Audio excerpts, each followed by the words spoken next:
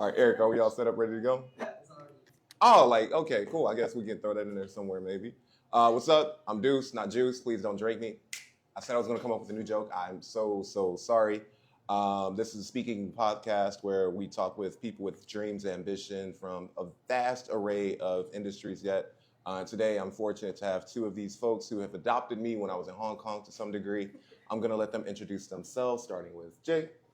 Hi, I'm Jay Frank. I'm the bar manager of Artifact Bar in Hong Kong. I think that's pretty much it.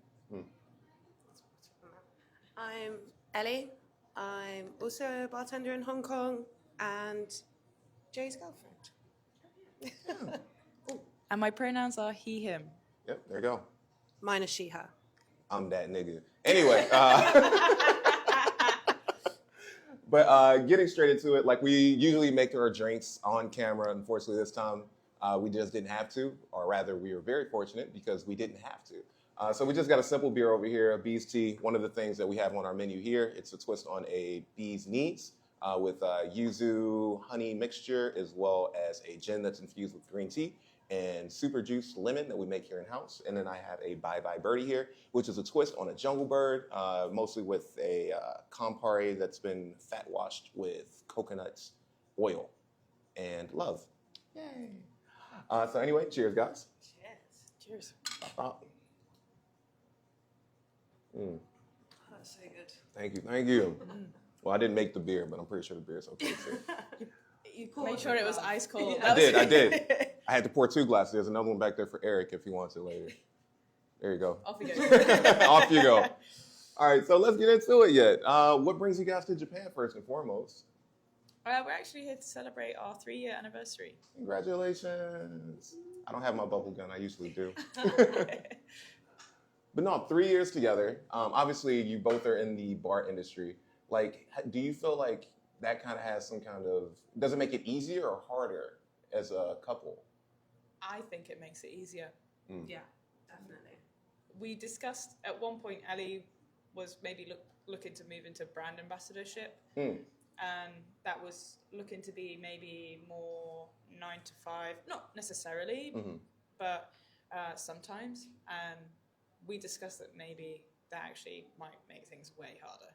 Because what are you going to do when, like, I'm leaving for work at 2 p.m., getting back at 2, 3 a.m., and you're waking up at 6, 7 a.m., and getting back at like 6, 7 p.m. Right. Just like basically sharing a bed, and that's pretty much it. It looks like. Yeah. And we've spoken to people that are, one person's in the industry. We know couples that, like, one is 9 to 5 kind of job and one's in the industry, and they text. That's how they communicate until they have days off that coincide with each other. No, that's how me and my partner are actually. Like, it's quite difficult because, well, now it's a little bit easier because she lives in Hawaii, so our time is like basically the same. Oh, nice. Yeah, so basically, when I'm going to bed, she's waking up. We make at least like an hour and a half to like just communicate, keep up with each other. But yeah, recently, like, it's been getting a little harder just to do that because, you know, your dog be tired after a long shift yet. And it really depends on the days yet. So I'll get home at like 3 o'clock and I barely make time to eat. And I'm like, all right, I got to pass out, but let me send a message. And then sometimes I don't even send a message and I wake up to like a barrage of messages. Like, what happened? What's going on? This, that, and the other. But yeah, it's hard to date vampires. Just keep this in mind. It's very hard to date vampires, yeah. No, yeah. I think at one point we were long distance as well when I first moved over to Hong Kong. And yeah, it was exactly the same. Well, in the industry as well, it's like you just get caught up, right? And then you just like go out for drinks, and then all of a sudden you're walking home and you're fucked up, and you're like, oh my God, I told my girlfriend I will call her. Now she's asleep and I don't know what to do. Or she's at work and I'm like messed up real bad. Like, the industry is really, you never know when it's going to call upon you to like, maybe you're going to hang out with some regulars, or maybe some people are in town, or there's a industry legend that you want to go see, especially in Hong Kong when they're... Even like you're walking home and you go past a bar and they're like, oh, come here. Yeah, you get kidnapped quite often. Too friendly. Not to necessarily say it's a bad thing, but it's definitely something that you got to keep an eye out for, you know? So just having like that level of communication, especially over the course of 3 years yet, I think is like a testament to what you guys are doing. So congratulations once again. Yeah. Thank you. I think sorry, as well. There you go. I think as well, it benefits you career-wise. Like, there's a lot of hospitality power couples, like Holly and Tom, Ezra and Beckley, Agug and Laura, and they can help build each other up. Yeah. Whereas when someone's not in your industry, you know, they support you, but they're not in the trenches with you. Right. It's a different viewpoint, yeah. And especially if they've never worked in hospitality. And also, is when I hear opportunities open up, and I know it doesn't suit me, maybe it suits you. Or maybe you hear of something, and you push for it. Or,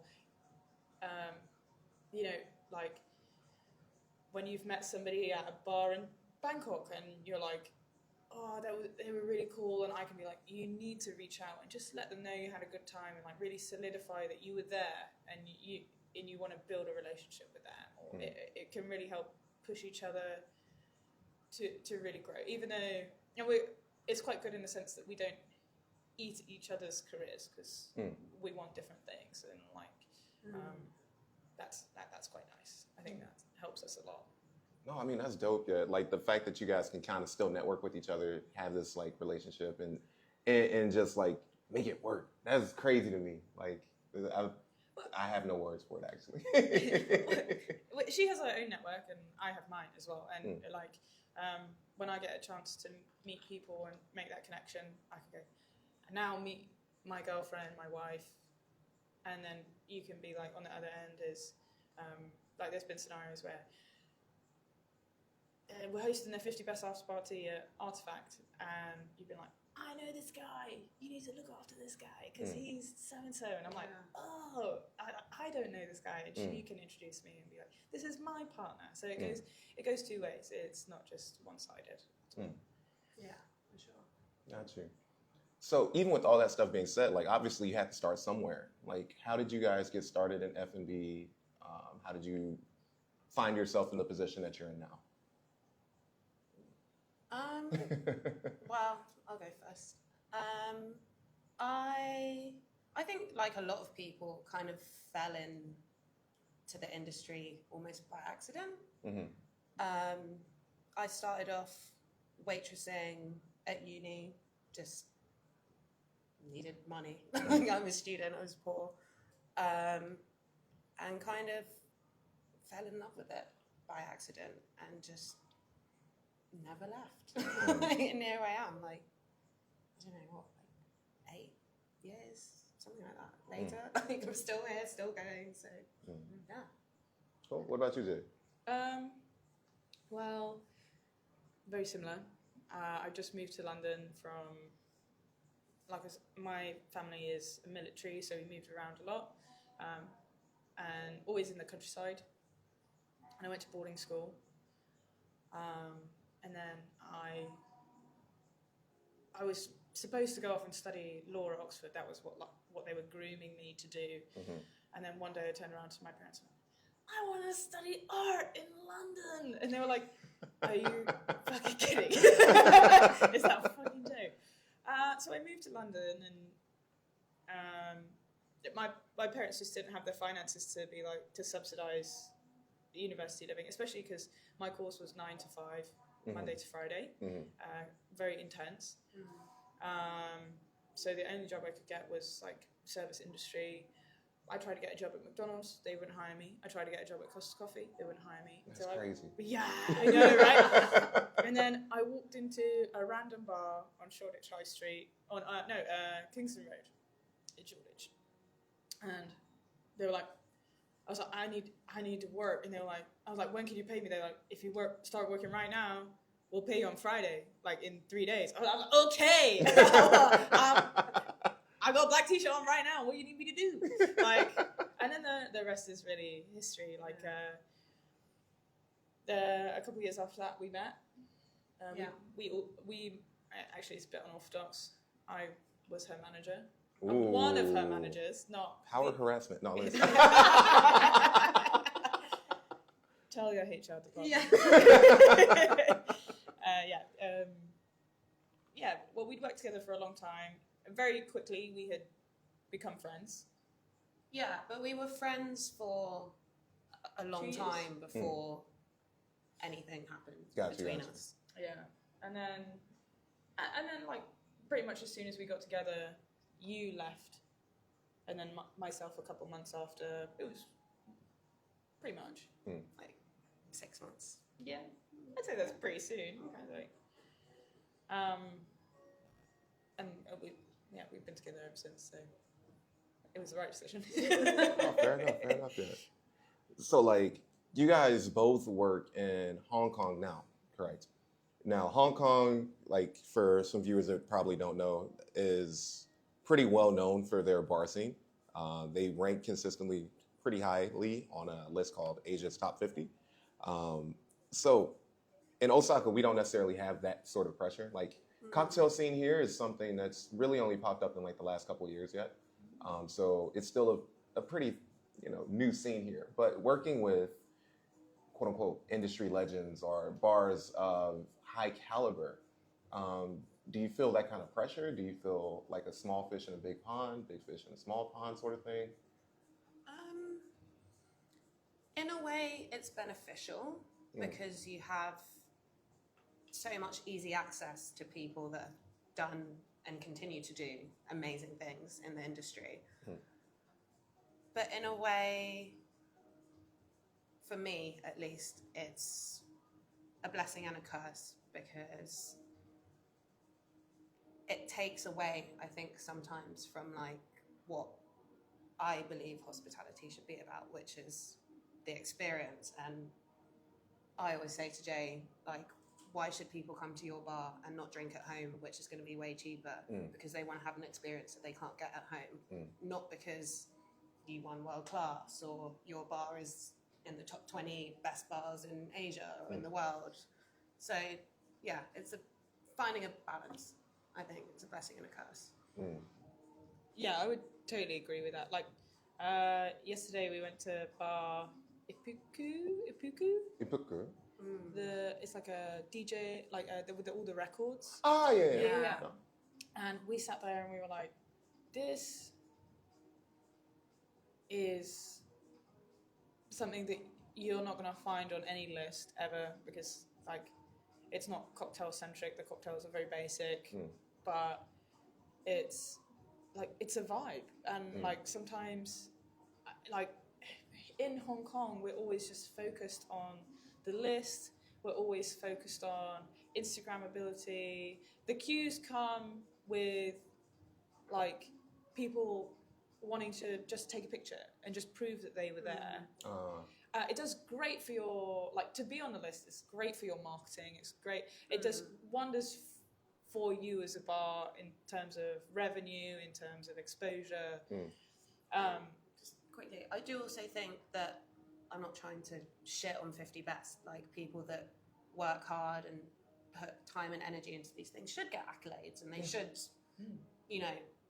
have people know that they're doing these amazing things. But it's not the be all and end all. Gotcha.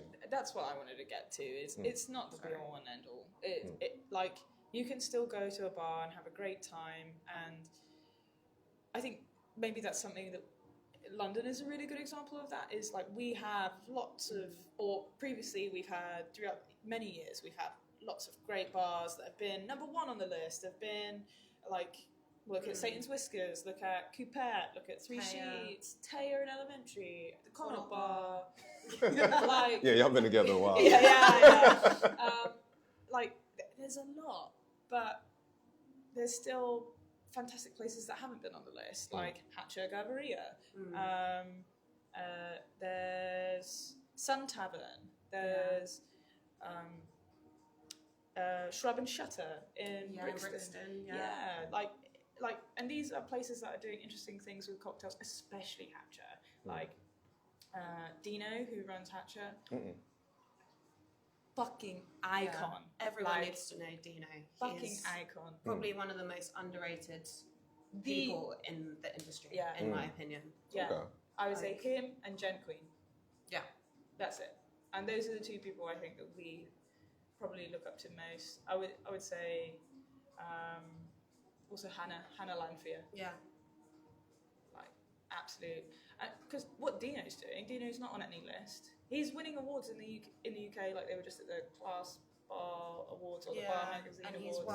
He's famous for this cocktail called the Mirror Margarita, which is undoubtedly the best margarita I've ever had in my life. Okay. It's incredible. And where was I going with this? Sorry, ADHD.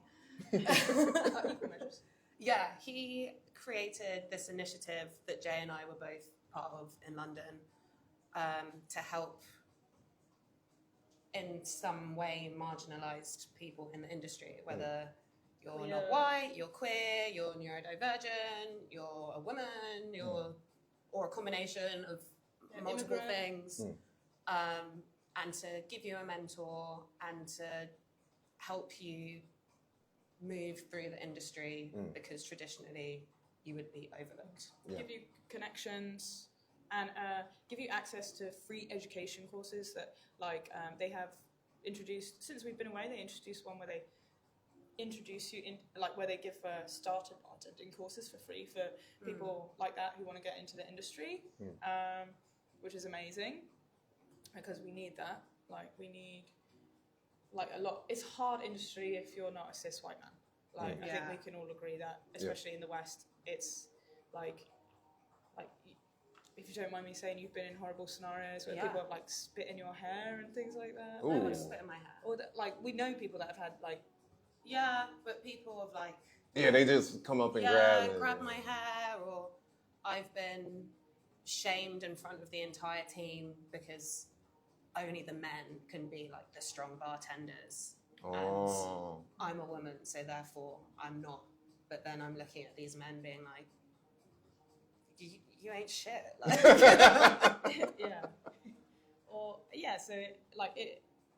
So because of that, a lot of people get scared away from joining the industry, or they just the industry has a fast moving body of people because they're just I don't like this, I'm out, this is not a career.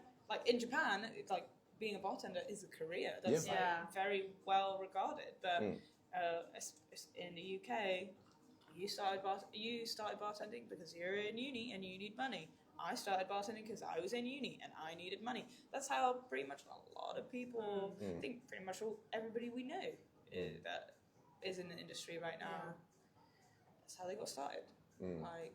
So they do really cool things like courses for people like that want to get into the industry and give them a good basis, give them good connections.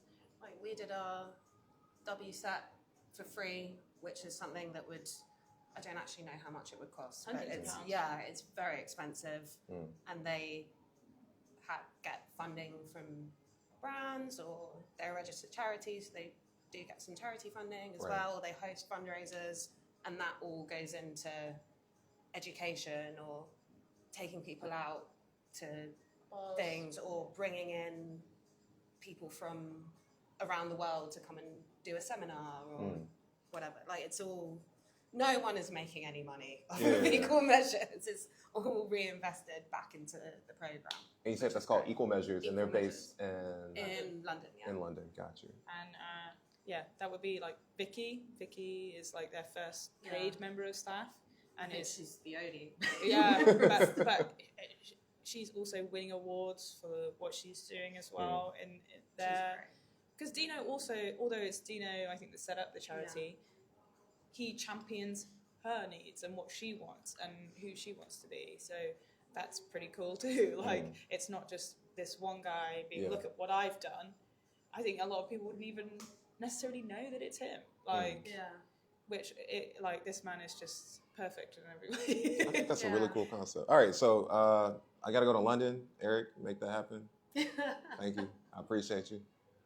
But no, I mean, the Equal Measures thing sounds very similar to a conversation that we had the other day. So before we get into what it is that you want to do for the future, I kind of want to talk about your identity and how it's been for you specifically, you all specifically have moved through the industry, given the identities that you have chosen for yourselves.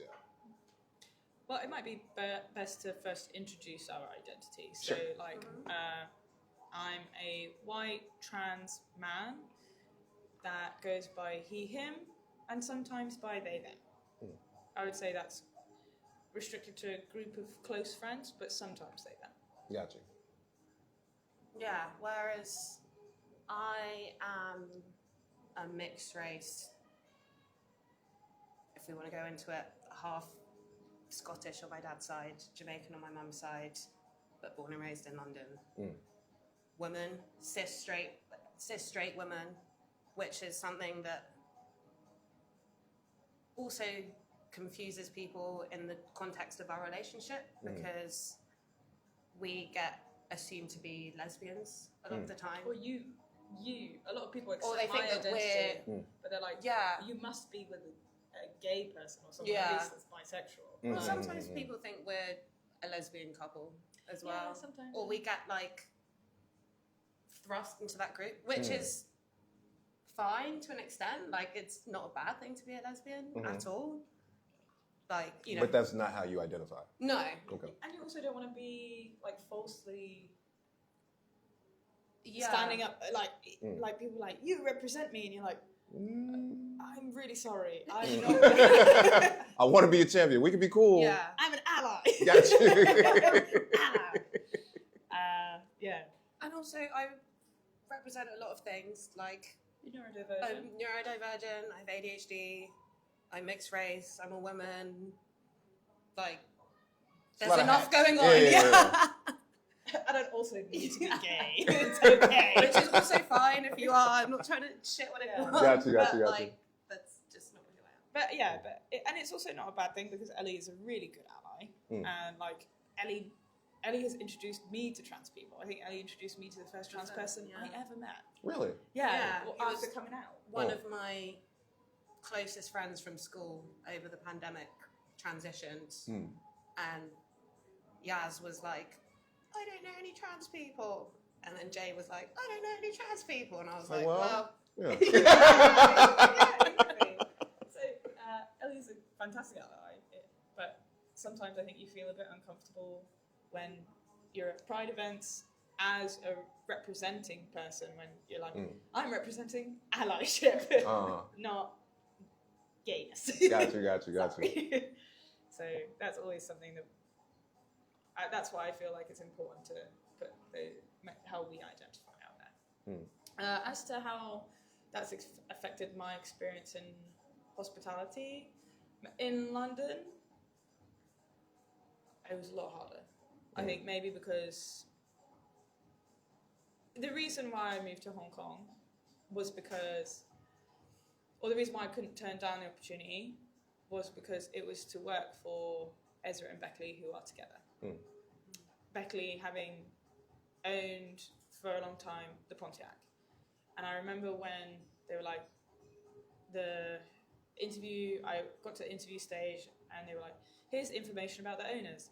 And I opened it up, and it came at a really hard time when, being trans in the UK, I'd left my job because I was not sure that my employer would protect me if my rights were taken away. If they told me that I had to use the women's locker room, or if I couldn't wear what I wanted to wear.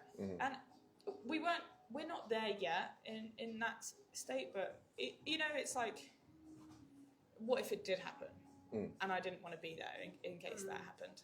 So I left my job, and I was like, I just really want to be in my community, with people in my community. I can't be dealing with this anymore. I can't be walking to work every day and fighting and representing to not only the guests, but to the people around me. So when I opened up like Beckley's Instagram, when it was sent to me, it was like, that's a big gay flag. No fucking way. I was like, hey. Yeah, you came to me, you were like, they're lesbians. And they're married. Yeah. Oh my God. Like for me, that was like, the job was a dream anyway, but that was like, I have to go. I have to take it. Because I know that every day that I walk into work, I know that I have backup. Every day that I walk into work, I don't have to justify who I am. I can just get my job done. But that being said, moving to Hong Kong, being in a position of one, authority, and then also having that backing behind me has meant that like I'm really free to be who I am. It does help that we don't necessarily have the hateful rhetoric around transness in Hong Kong, because it's just not really known about. So yeah, that's not to say that Hong Kong is not transphobic, but in the West specifically, I feel, well, definitely in the UK, it's become like a political agenda where like we had elections this year, and things that were talked about in the run-up to the election was, I'm going to stop people being able to talk about gender identity in schools, or I'm going to stop people from being able to use the bathrooms that they want to use. Yeah. Like that's on the table in the same way as I'm going to improve hospitals and I'm going to fix the roads, or, you know, whatever normal things politicians talk about. And it's put under the rhetoric of like, we're protecting women's spaces.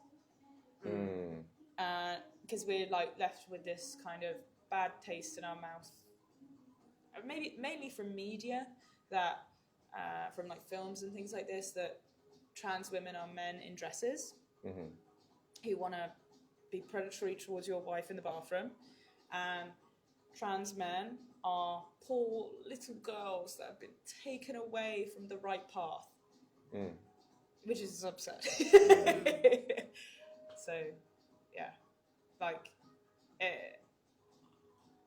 being trans, that's from one side. That's from like within the company, within the industry. The other side is obviously guest relations. The guest is always right, and that's something that you really have to come to terms with. Always, absolutely, every day, multiple times a day, without a shadow of a doubt, being called she, her, lady, miss, mom, whatever, ma'am, I don't know, like. Yeah, and even sometimes when you correct people, like, I was in a bar once, not in any of the bars that we work in, but someone had gone to Artifact and met Jay. I don't know, maybe they met me, I can't remember, but they knew that we were together somehow. And they were like, oh, your girlfriend. And I was like, boyfriend. And this girl was like, yeah, so she, blah, blah, blah, blah. And I was like, he. And she was like, yeah. So she, blah, blah, blah. Like 4 or 5 times I corrected her, and she just did it, just went hard. Oh, you already filmed? Okay, that was Diego. And this is Malort. Not a sponsor, but I wouldn't say no. Anyway, we had to cut our tickets, or rather our, not ticket, what is it, the film? I'm like talking in 1920s English. But yeah, just wanted to share a little bit before we got into our next segment, which is going to be rapid fire. Basically, it's a real casual way. I'll just give you just the tiniest amount. Yeah. I'm happy with that. Got you. But yeah, this is something from my hometown. It's my Lord. Jay, you've had this before, yeah? Never had this before. All right, so this is a Chicago handshake. I've heard the reputation. The terrible things. It's not that bad. It's not that bad. So this should give you a little bit of liquid courage before we get into our questionings. Oh, I got the big boy. You want the big boy? No. Okay. I gotta get on a flight later. True. All right, so first and foremost, again, thank you guys for coming through. Cheers. On flight.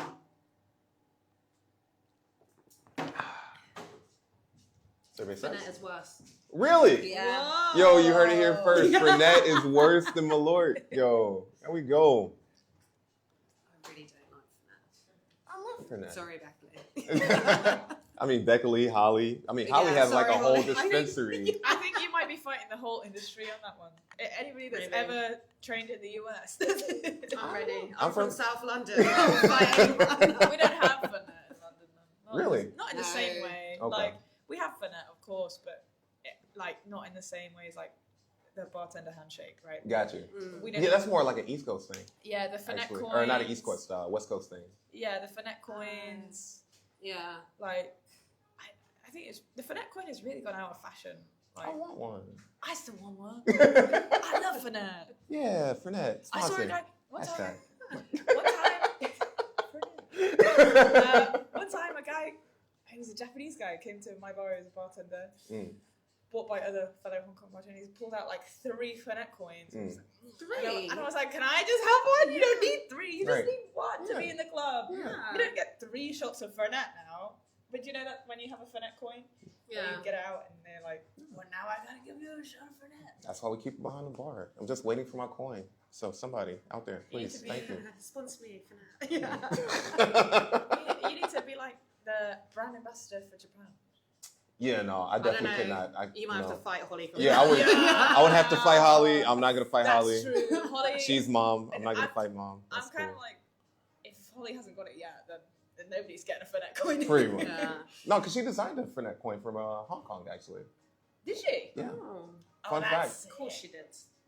I got a picture of it somewhere, but I don't know where it is. It's just the Hong Kong flag. Yeah, it's a twist on the Hong Kong flag, and then it has like Fernet and a bunch of like other really cool elements to it. I'm not saying that just because I want one. I'm just saying that because I genuinely think it's cool. Holly, if you're watching this, I think we deserve a Fernet coin. All 3 of us. Well, 4, because Eric's behind the camera too. He don't really drink, but that's fine. 3, I'm okay. Yeah, Ellie doesn't. All right, so let's go ahead and hop into the speed round questions. Eric, go. Okay, there's a few casual questions, and then I'll go into the more F&B questions. Okay. How many times have you been in Japan? So for you guys, yeah. Yeah, I'm asking both of you. So it can be separate answers. How many times have you been in Japan, and what are the 3 things people must do that's on your list? I have been to Japan twice. And the 3 things that are on my list would be come to Subterra. Hey, not a sponsor. Demand a Fernet coin. I think you've got to go see Holly. I think you've got to go to Tokyo Confidential because it's not like any other bar in Japan. And the 3rd one, I think you've got to go for soba noodles. Soba? Yeah, that was the first thing we did when we got to Osaka. We went to like a small place out in Noda. Banging. Nice. Banging. This is my first time in Japan. I'm going to say Super Nintendo World. I have no words. made my fucking day. I would say you stole Subterra. What was that bar called? Ipuku. With all the records yeah. and the guy that DJs behind the bar. And eat. Like, you can't go wrong with Japanese food. This is very true. Just eat as much as you can. Whatever you can get your hands on. Cool. Next up. All right, so you actually almost answered my second question. You two just went to USJ, which is your favorite ride, and your least favorite ride.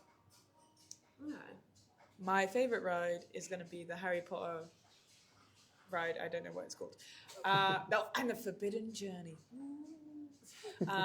And my least favorite ride is that dinosaur, the flying dinosaur. It's Sacrilege. Shamed. I'm shamed. This picture will ruin my reputation. You don't understand. I need you to send me that picture and we'll put it right there. No.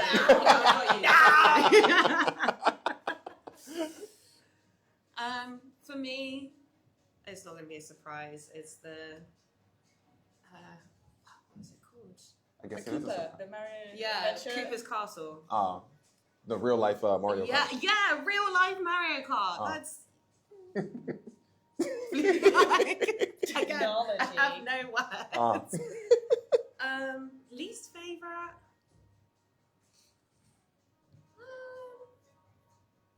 Maybe the Minions ride. The Minions. Oh, you actually wrote the Minions, right? Yeah, because Jay wanted to. It shook you about a bit too much. Yeah, it was too much like jolting and not enough moving. Got you. We just wanted to make the most of our time. I understand. Cool. Eric, next question. All right. What's the best thing about being in the bar industry in Hong Kong? The skill level of your peers and the connections that you'll make forever? That's solid.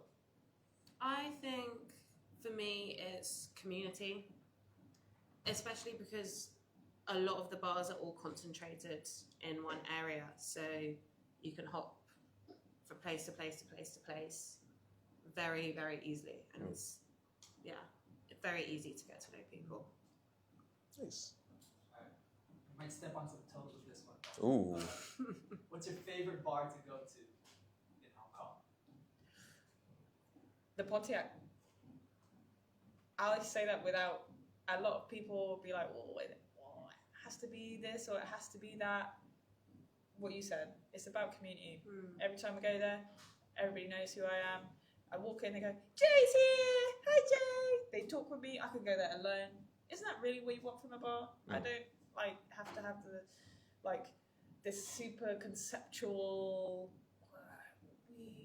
That's what Artifact is, right? It's like super conceptual. It doesn't have to be that. It can just be a place where you can get a good drink. Yeah, I'm gonna make a slight note about this. They probably have one of the best espresso martinis I've ever had in my whole life. Well, there you go. Bosh. I just want to put that out there. Yeah. I think for me, probably the Pontiac as well. Also because it's somewhere you can go, not just when you want to get drunk or you want to hang out with a friend, but I've been there when like horrible things have happened or I've been so upset and they just embrace you, and like when you're happy, sad, angry, whatever emotion you are, they will look after you in the Pontiac. There you go, Pontiac, people's champ. Next question. So you mentioned, well, outside the camera, but you did mention the top 50 bar culture. How is that different from any other bar culture? How is that different? Top 50 bar culture? Just like regular bar. I think when you're there, everybody is a critic. You go to that bar to test if it's as good as everybody says it is. And so you're not there to enjoy it as a bar. You're there critiquing everything. Is the drink balanced? What's the dilution like? What's the vibe like? Is my water full? What does the menu look like? Is it a balanced menu? Is the bartender talking to people? Are they just gathered talking to each other in the corner? Like, is everything... When we talk about 50 best bar culture, it's like, a lot of it's like, I should walk in and not even have to think about what I need. It's just, I don't even know what I need because it happens so fast in front of me that I'm like taken aback and I'm taken on a journey. And that means that places like dive bars and places that build community, they just get left behind because my water's not necessarily full all the time, or I had to get your attention to get a drink because you're so deep in a conversation with another guest. I mean, that's okay. Like, it's okay. I think for me, it creates a lot of elitism, which, like I said earlier, can be a good thing. I do think people should get their flowers and people should know amazing things that people have been doing, but for some people it can give them a bit of an inflated sense of self-importance, which will ultimately be your downfall eventually. Cool. I know this is supposed to be rapid fire, but I kind of want to talk on that a little bit. Because like one of the things, like for us at Subterra, one of the things that we kind of set ourselves on was this mentality of walking with kings but never lose common touch. Rudyard Kipling, F, long poem. But that one line just really stood out to everything that we wanted to create here. Like, yeah, we want to make sure that we still have high quality. We want to make sure that we have like hospitality and put the customer first, but also like never really lose ourselves to that sort of thing. So like one of the things I tell my staff all the time is like every day is a Super Bowl. And I know that creates like this kind of like pressure, especially for them, but more or less for me, Eric, and Josh. That's another one of the owners that we have here. But like kind of listening to some of the things that you guys are saying, like, do you feel like there's any point in time where a bar on the list can kind of embody both those things, like really hold themselves to high standards and have themselves to high quality, but still kind of feel like your local everyday, like kind of stop in a place? Leone. I think Leonie's done it. It's did it. Probably the best example that I know of, because the concept is like a classic bar cafe in Rome, and it's very chilled. You go in there, you don't, it's not like a hotel bar where you kind of feel like you have to sit up straight and whatever, and you expect a certain level of service. Yes, the service is fantastic, but you can go in there after you've been to the beach, you're in shorts and a t-shirt, and you'll feel just as comfortable as if you're on a first date, or you're out with friends, or you're with your parents, or whatever the situation. Plus the drinks are amazing, the service is amazing, the curation of the venue is outstanding, iconic. Like there's pictures of the Pope in the toilet. And when you go to the toilet, they play the Champions Yeah. League song. Yeah. It's crazy. Or they have arcade games outside the toilet whilst you're queuing. You can go and play an arcade game if you want. And the attention to detail is and all the impeccable. all the decoration is like things from his childhood home. Like he really just Lorenzo just put every part of himself into that bar, and what has come out is I wouldn't feel amiss going to that place and drinking a beer out of the bowl. I wouldn't be like like when we go to these 50 best bars, it's like, oh, you're not drinking a cocktail. That's really weird. Or maybe you can't even get a beer or a glass of wine. Or if they have wine, it's like red, white, maybe a rosé or a sparkling wine. But you're there to drink cocktails. You can't a beer. Yeah. But that wouldn't be a problem. But I don't think you'd be looked down on for doing that. And I think that's why a lot of people, they shot to number 1 on Asia 50 Best, now they're number 2 in the World 50 Best, and I don't think anybody's gone, oh, they don't deserve it. In fact, everybody's gone, no, because now it can't, now it's going to be so hard to get in that it can't be my local. But I think they're still trying to hold on to that. It's not their fault that they're so busy. We're all distraught that maybe we won't be able to get in, or maybe we'll have to queue. And I think they are doing things to combat that as well. Okay. So I think you can have the best of both worlds. I really appreciate, for myself personally, I appreciate that insight. As a business owner, moving forward, how do we build ourselves? Not necessarily saying yeah, sure, we're going to be number 1 Asian. We don't have the space for it, but be somewhere on that list. Be kind of cool for at least a little bit. Eric, next question. Last question. You've both been in the F&B and bar industry for quite some time. You went to a bunch of different countries. You went to a bunch of different bars, worked at a lot of different bars. What is the difference between a good bar and a great bar? Ooh. Good question.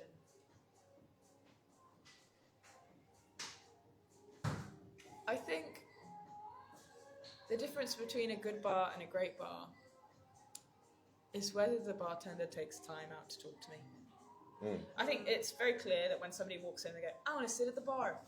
You're like walk into an empty venue, would you like to sit at the bar or a table? I want to sit at the bar. Okay, so you want to be spoken to. Or something that I always try to do when a guest walks in by themselves, sit them down. What's your name? My name is this. Because they obviously have come to seek some engagement. They might be on holiday, they might break down that wall for them. What's your name? My name is this. This is our beautiful bartender today. Their name is this. Talk to them, you know what I mean? Bring the bartender in and kind of push them to speak to them. Because at the end of the day, it's they'll quickly show that they'll get a book out or something like that. Maybe they don't want to be spoken to, but more often than not, somebody has come to the bar to chat to someone. To create an energy. And there's nothing better than, especially when you have a small bar of 6, 7 seats, 10 seats or whatever, that the whole bar is chatting to each other. And when they came in, maybe it was a couple couples and they didn't really know, they didn't know each other. And now everybody is chatting, everybody's doing shots together, everybody's having a good time. That is a great bar because the vibe is high. And that's what you do here. Yeah, that's the experience we had on our first night in Osaka. Yeah, like we went out, got some shots, and sang some karaoke. And yeah, it was great. We didn't really know those people, you know, that was fun. That was great. I think for me, what you said, but also music is very important to me. I think that can make or break a vibe. And humility.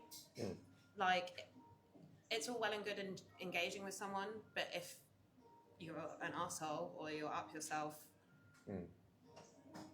that conversation is either going to be unmemorable or not so good. Yeah. 86. I went to a bar in Bangkok called Dry Wave. Amazing bar. Everyone should go there. And the guy that was at the door acted like any other member of staff. And then my friend and I came to find out that he was the owner. And he didn't have this attitude of I'm better than everyone else or I'm, the top dog. He was just normal. That's chill, man. Yeah. I love that. I think that's when a manager or an owner is not overbearing, is not the loudest voice in the room because they force themselves to be. Maybe they are because they have that energy, they have that like main character energy or whatever, but authentically they're just so vibrant that people gravitate towards them. That is what makes a good leader, rather than somebody that walks around like, I'm the boss, I'm the boss. Like somebody that has texture and authenticity and quality and good morale, like that's more important, I think. Nice. So we're on the right track, Eric, I think. All right, anything else? No, questions for you now. All right, let's go. Yeah. All right, so same question that I asked them first. Okay. You've been in Japan for a very long time. Yep. How many years? 12 now. What are the 3 things people must do that's on your list? On my list, you got to go to Shinsekai. That's Nishinar area. It's where my cocktail comes from. It's near and dear to my heart. It used to be a quote-unquote dangerous neighborhood, but it's actually not. I feel like it fits the city of Osaka very well. And it made me fall in love with the city. So you definitely got to go there, number 1. Number 2, get lost. Like, just take a train, get off at a random station, just explore the neighborhood a little bit. Look at the different cities. I'm mostly championing Osaka because I've lived here for the longest, but definitely like go around, get lost, talk to the people, have an adventure. And then number 3, what did I say? Yeah, you got to go eat all the things. I'm sorry. Like I know I look like a very slim dude, but I like to eat food. I like to eat good quality food. You can't really go wrong here in the city. You're tall, that's why. Yeah, it stretches. Yeah. All right. All right, so you went to the top 50 Asia bar reveal in Hong Kong. Yeah. What was your most memorable experience? Losing my phone. All right. So basically, I get to the city at like 5 o'clock, and then at 7 o'clock, I go to Tokyo Confidential's pop-up at Call Me All. I believe that's the name of the bar, correct? So I go to the bar, and I really don't know anybody. Holly, Waka, I met like a week prior in person. We had exchanged messages, this, that, and the other. But I met them the week prior. We got on really well. But obviously, it's a pop-up. They're very busy. I didn't really know a lot of people. But I got a couple drinks, and I found my inner person. Went around, started talking to people, made a lot of friends very quickly, learned a lot about the industry just from, vets and being new to food and beverage. Like, it just gave me a lot of inspiration. Within the midst of all of this, though, my phone starts to die, and I'm like, I don't even really think about it. But in the sense of great hospitality and great customer service, 2 things. They made me this amazing ticket, which I still have in my house. I'm the hot black guy at the bar. No. I did not forget that. And then... that was you? Yeah, that was me. Because I saw a picture of it. But nobody said it was you. Congratulations. Yeah, you stole a couple hearts. I didn't even really do anything. I was just being regular Deuce. Ladies love a tall man. Anyway, I like without even thinking, Ellie here, she asked if I need to charge my phone. I'm like, yeah, sure. And then I go on with my conversations. And I completely forgot that I had left my phone at that bar. Granted, this is like maybe the second time I've been to Hong Kong, but I don't know anybody. I didn't remember my login to my Airbnb. I didn't even remember the address, anything like that. So I'm hopping around, I'm going to all these different bars, just like talking to these people, not even really paying attention to my phone because that's how much fun I'm having. And there's a place called Infinity that I end up at. It's kind of like heaven here in Osaka. It's like where everybody goes. It's dangerous. Just like heaven here. But yeah, like I'm like walking up to the bar. I had just had this conversation with Keith from Virtui up in Tokyo. And I turn around and Ellie's like, here's your phone. Like just randomly, like obviously we didn't plan it because I couldn't contact her, but she just has my phone and I'm like, it's like David Copperfield. Like, how did you get my phone? And I had completely forgotten. And then from there, we were just like, yeah, we're friends now. We're great. We're good. But yeah, that's my most memorable thing. That's one thing about 50 Best is like, I know I'll find you at Infinity. Exactly. If I don't know where you are, I'm going to Infinity. And maybe I'll find you there. Obviously, it worked. All right, last question. Okay. What's the best thing about being a bartender in Osaka? I feel more like a bar back these days, if we're being honest. But You're a real bar owner. Exactly. I would say the best thing about being a bartender at Subterra, I can't really speak for Osaka because I've only bartended at a couple places here in Osaka. The best part about bartending here at Subterra is that we can just kind of do what we want to do. Like I don't feel like we necessarily have to try. We've kind of already cultivated this community of like making sure that people feel loved, heard, and respected. And we run with that every single day. So when people come through our door first time, 100th time, this, that, and the other, like I really feel like people instantly get our vibe. They get what we're going for without us having to sit down and explain every single aspect of what we do. Like we take time with like our prep with our drinks, yeah, sure. But like our customers, on the most part, they don't really care about that. They're like, it tastes good, that's great. But they more or less care about the atmosphere that we have, the way that we're able to kind of build out everything. And with me being the quote unquote head bartender, head mixologist here, just seeing our kids grow up, like our staff, I call kids, but just seeing them grow up and helping them like achieve the things that they want to do is probably the most rewarding part for me being a bartender here. Yep. Is that it? All right. So once again, thank you guys so much for coming through, sharing your time, sharing your energy with us, your insights.